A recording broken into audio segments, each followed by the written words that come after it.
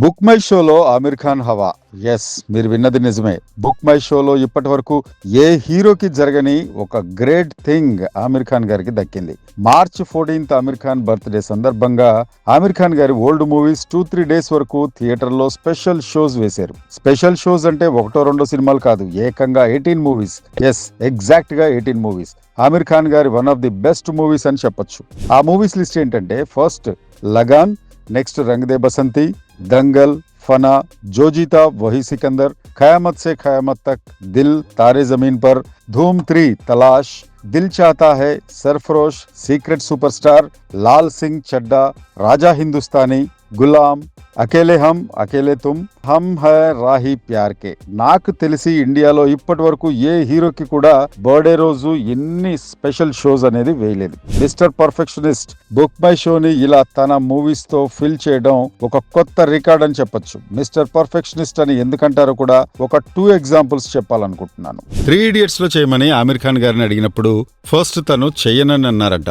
ఎందుకంటే అప్పటికి నా ఏజ్ 45 years. ఆ టైంలో నేను 18 years స్టూడెంట్ లా చేయడం ఏంటి, చూడ్డానికి ఆక్వర్డ్ గా ఉంటుందన్నారు. ఆ ఏజ్ లో నేను బ్యాగ్ వేసుకుని కాలేజీకి వెళ్ళటం అంటే ఫస్ట్ నాకు నేనే ఊహించుకోలేకపోయాను. ఎందుకంటే 18 years పర్సన్ లాగా కనిపించడం డిఫరెంట్, కానీ 18 years లాగా ఫీల్ అవడం అండ్ అలా ఆలోచించడం అనేది చాలా డిఫరెంట్ అని చెప్పుకొచ్చారు ఆమిర్ ఖాన్. కానీ డైరెక్టర్ రాజ్ కుమార్ హిరానీ మాత్రం ఆ రోల్ ఆమిర్ ఖానే చేయాలని పట్టుబట్టారంట. బట్ ఆమిర్ ఖాన్ ఎవరిని కూడా అంత ఈజీగా నమ్మరట. First time Raj Kumar Hirani work నచ్చడం వల్ల బ్లైండ్ గా తన కోసం ఒప్పుకున్నారట.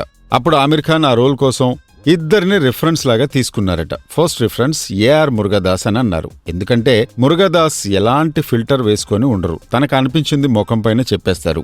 గజనీ షూటింగ్ టైంలో నేనేదైనా ఐడియా ఇస్తే అండ్ ఆ ఐడియా ఒకవేళ తనకి నచ్చకపోతే ముఖం పైన వెరీ బ్యాడ్ సార్ అని చెప్పేస్తారట. ఎదురుగా ఎలాంటి ఆర్టిస్ట్ ఉన్నా తనకి నచ్చకపోతే వెరీ బ్యాడ్ సార్ అనేస్తారట.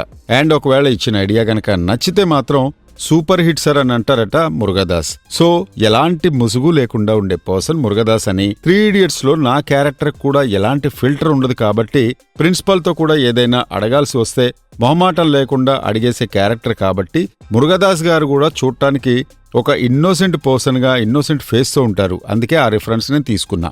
బట్ తన మైండ్ లో మాత్రం ఏదో మెకానిజం నడుస్తున్నట్టు ఉంటుంది అన్నారు ఆమిర్ ఖాన్. నేను కూడా 3 Idiots లో మనసులో మాట చెప్పే ముందు ఎదురుగా ప్రిన్సిపల్ ఉన్నా కూడా ఆలోచించను. సో అలాంటప్పుడు మురుగదాస్ గుర్తొచ్చారట ఆమిర్ ఖాన్ కి.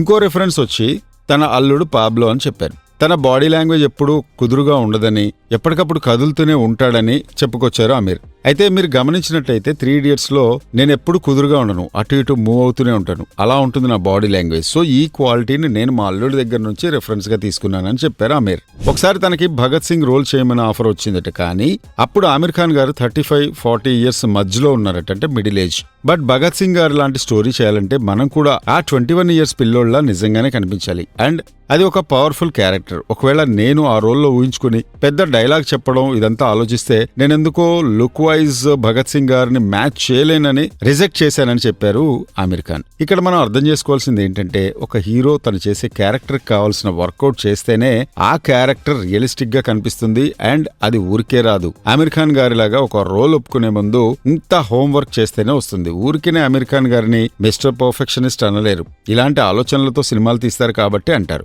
ఆమిర్ ఖాన్ గారిని చూసి చాలా హీరోస్ చాలా విషయాలు నేర్చుకోవాలి. Stay tuned for more filmy బాతా ఖానీ.